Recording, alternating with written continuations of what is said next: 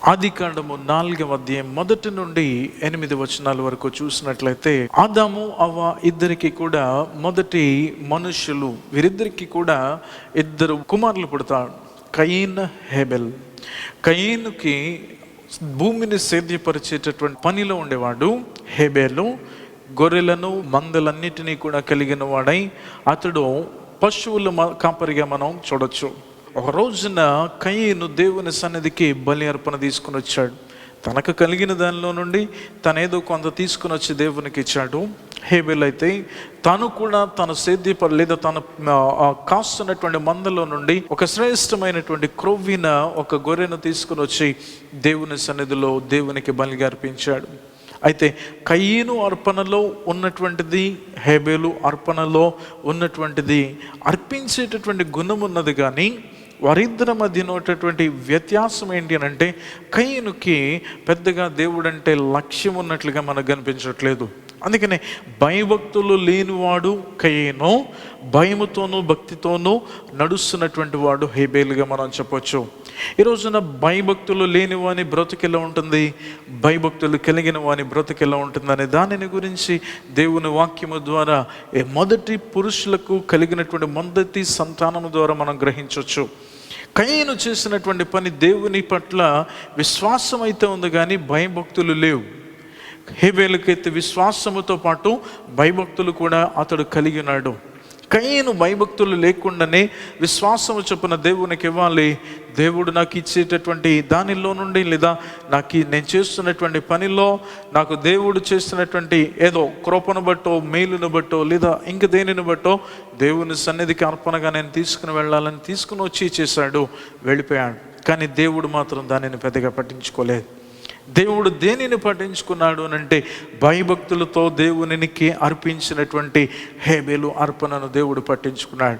దీనిని గమనించినటువంటి కయీను వెంటనే తన సహోదరుడైనటువంటి హేబెలు మీద భయంకరమైనటువంటి విరోధ భావముతో అతన్ని చంపాలని ఆలోచించి ఒక రోజున ఏమీ తెలియనట్లుగా పొలంలోని తీసుకుని వెళ్ళి అక్కడ అతన్ని హతమార్చాడు. గమనించండి, ఆ క్షణంలో ఎవ్వరు చూడకపోయినా దేవుడు మాత్రం అతన్ని చూస్తున్నాడు. ఆదాము అవ్వ ఉన్నారు, ఇంకా చనిపోలేదు. తల్లిదండ్రులు ఉన్నారు, కానీ తమ్ముడి మీద ద్వేషముతో అతన్ని దూరంగా తీసుకుని వెళ్ళి తమ్ముడిని చంపేశాడు. అది దేవుడు చూసి కయీను ప్రశ్నించాడు, కయీను నీ తమ్ముడు ఎక్కడానంటే, దేవుడిని కూడా కనీసం మర్యాద లేకుండా, భయభక్తులు లేని వానికి దేవుని మీద గౌరవం ఎలా ఉంటుందండి? ఉండదు కదా. సో భయభక్తులు లేకుండా దేవుని మీద చిరాకుతో మాట్లాడాడు. అప్పుడు దేవుడు అన్నాడు, నువ్వు చేసిన పని నేను చూశాను, నువ్వేదైతే చేశావో నేను దాన్ని గమనించాను. నీ తమ్ముడు మరణించాడు, కానీ అతని ప్రాణము లేదా అతని రక్తము ఇంకా నా సన్నిధిలో ఇదిగో నాకు మొరపెడుతూనే ఉంది. ఇదిగో దానిని విన్నటువంటి నేను నీ దగ్గరకు వచ్చి మాట్లాడాను. నీలో పశ్చాత్తాపము లేదు, ఏ విధమైనటువంటి తగ్గింపు లేదు, నా మీద భయభక్తులు కూడా నీవు లేవు కనుక నిన్ను శాపమునకు వదిలేస్తున్నానని చెప్పి అతడు చేసిన కార్యము వలన కలిగే ప్రతిఫలానికి అతను విడిచిపెట్టేశాడు. గమనించాలి, దేవుడు మనల్ని చూస్తూ ఉంటాడు. దేవుని వాక్యమును మనం ఎంత శ్రద్ధగా వింటున్నామో, ఆ వాక్యమును అంతే శ్రద్ధగా పాటిస్తున్నామో లేదో దేవుడు మనల్ని గమనిస్తూ ఉంటాడు. ఈ రోజున వినేవారు అనేక మంది ఉన్నారు, చెప్పేవారు కూడా అనేక మంది ఉన్నారు, కానీ చేసేవారు మాత్రం చాలా కొద్ది మందికి మనకు కనిపిస్తూ ఉంటారు. ఆ కొద్ది మందిని గురించి దేవుడు ఆలోచన చేస్తున్నాడు. కొద్ది మందిలో ఉన్నటువంటి మనము వినాలి, నేర్చుకోవాలి, చేయాలి. దేవుని యొక్క వాక్యాన్ని వినాలి, పాటించాలి, ఆ వాక్య ప్రకారం జీవించాలి. అప్పుడు మాత్రమే దేవుని కృప మన పట్ల హెచ్చుగా దేవుడు కలిగి ఉంటాడు. కయీను చేసినటువంటి పనికి దేవుడు మెచ్చుకోలేదు, కానీ హేబెలు చేసినటువంటి పనికి దేవుడు అతనిని మెచ్చుకున్నాడు. గమనించాలి, ఈ రోజుల్లో తల్లిదండ్రులకు పుట్టినటువంటి పిల్లలమే అయినా చాలాసార్లు గమనించండి, ఈ లోకంలో ఉన్నటువంటి ప్రతి కుటుంబంలో ఏదో ఒక విభేదం వస్తూనే ఉంటుంది. అక్కంటే చెల్లికి లేదా తమ్ముడికి పడదు, లేదా అన్న అనంటే తమ్ముడికి చెల్లికి పడదు, లేదా వారిద్దరి మధ్యన అన్నదమ్ముల మధ్యన ఏదో రకమైనటువంటి విరోధ భావము, చాలా రకాలైనటువంటి పరిస్థితులు మనం చూస్తాం. మనుషుల మీద మనుషులం గనక ఈ పరిస్థితులన్నిటిని కూడా మన ఇంటిలో మనం కలిగి ఉంటూ ఉంటాం. గమనించాలి, దేవునిని కలిగినటువంటి పిల్లలు, దేవునిని కలిగినటువంటి ఆ ఇల్లు అట్టి రీతిగా ఉండకూడదు అనేది దేవుని యొక్క ఉద్దేశం. భేదములు ఉండకూడదు, భయభక్తులు తప్ప నీకు భేదములు ఉండకూడదు. అలా భేదములు నీకున్నట్లయితే, ఒకరి మీద ఒకరికి చెప్పేటటువంటి లక్షణములు ఉన్నట్లయితే, వారిని దేవుడు ఎంత మాత్రమును కూడా విడిచిపెట్టను అంటున్నాడు. 50వ కీర్తనలో ఆసాపు రాసినటువంటి కీర్తన 50వ కీర్తన, అందులో చూసినట్లయితే 50వ కీర్తనలో 21వ వచనంలో నుండి చూసినట్లయితే, ఇట్టి పనులు నీవు చేసినను నేను మౌనినై ఉంటిని.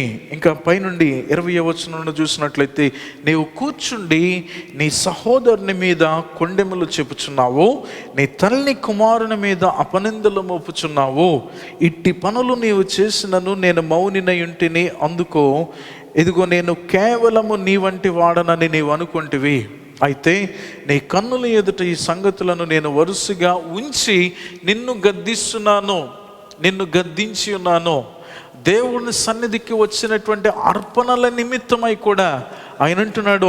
అదే 50వ కీర్తన 8వ వచనం చూసినట్లయితే, నీ బలుల విషయమై నేను నిన్ను గద్దించుటలేదు, నీ దహన బలులు నిత్యము నా ఎదుట కనబడుచున్నవి. నేను నువ్వు అర్పించేదాన్ని నేను చూస్తున్నాను. నువ్వెంత భయభక్తులతో అర్పిస్తున్నావో, లేదా ఎంత విధేయతతో నువ్వు అర్పిస్తున్నావో, వీటన్నిటినీ నేను గమనిస్తున్నాను. చాలామంది భయము లేకుండా దేవుని సన్నిధిలో ప్రవర్తించేవారు ఉంటారు, భయం లేకుండా దేవుని సన్నిధిలో బ్రతికేటటువంటి వారు ఉంటారు. అటువంటి వాటిని గురించి దేవుడు చెప్తున్నాడు, నీ బలులను, నీ దహన బలులను, వాటన్నిటినీ నేను గమనిస్తున్నాను.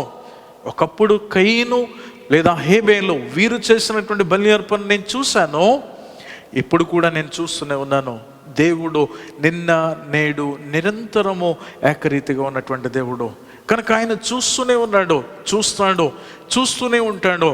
కానీ ఒకప్పుడైతే కయీనును గద్దించిన కారణమున అతని యొక్క తమ్ముడి మీద విరోధముతో హత్యను చేసి అతనిని హతమార్చి వేరొక పాపాన్ని లోకంలోని తీసుకొని వచ్చాడు.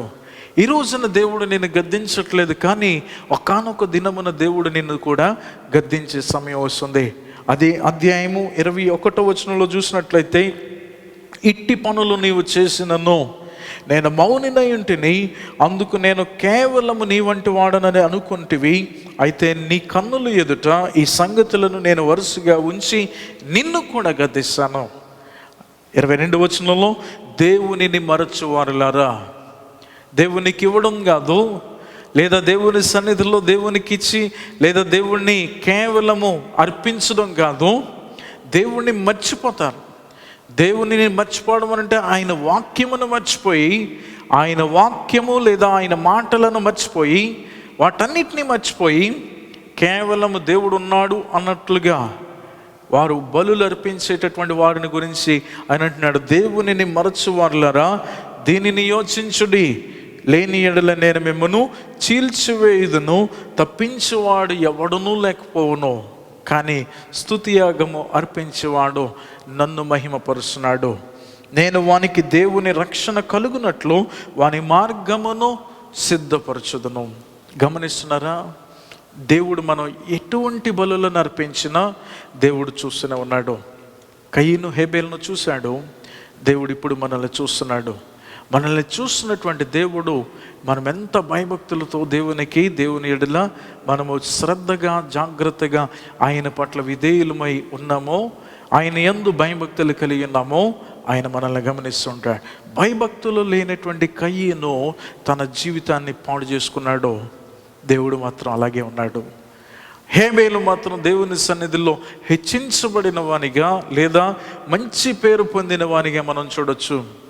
ఈ రోజున భయభక్తులు కలిగి ఉన్నట్లయితే, అటువంటి సమర్పణతో నీవు దేవుని సన్నిధికి వచ్చి ఆయన సన్నిధిలో నీవు ఆయనకిష్టముగా నువ్వు చేసినట్లయితే, దేవుడు నిన్ను బట్టి ఒక మంచి ఆలోచన కలిగి ఉన్నాడు. యేసుక్రీస్తు ప్రభు కూడా అంటాడు, అయ్యా ఇదిగో ఎవరి మీదైనా దేవుని సన్నిధికి నువ్వు వచ్చినప్పుడు, నువ్వు బలులు అర్పించాలని వచ్చినా, స్తుతించాలని వచ్చినా, ఆరాధించాలి అని వచ్చినా, నువ్వు దేవుని సన్నిధికి నీ బలులను తీసుకుని వచ్చినప్పుడు నీ హృదయంలో నీ సహోదరుని మీద ఏదైనా దోషము నీకు కలిగి ఉన్నట్లు కానీ, లేదా ఇద్దరి మధ్యన సమాధానం ఉన్నట్లుగా కానీ నీకు అనిపిస్తే, వెంటనే వెళ్ళి సమాధానపడిరా, దాని అర్థం ఏంటి అంటే, నీవు దేవుని వాక్యం ఏది చెబుతుందో దానిని నువ్వు చేసిరా.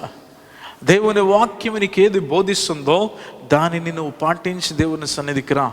అప్పుడు దేవుని సన్నిధిలో బలులను అర్పించు. అప్పుడు నిన్ను బట్టి స్తుతియాగం అర్పించువాడు దేవుడిని మహిమపరుస్తున్నాడు. నిన్ను బట్టి దేవుడు మహిమపరచబడతాడు. దేవుడు నీకు రక్షణనిచ్చి, ఆరోగ్యమునిచ్చి, సంరక్షించి దేవుడు నిన్ను, నీ కుటుంబాన్ని కాపాడుతాడు. అటు రీతిగా దేవుడు నేను చేసి దీవించునుగాక. ఆమెన్.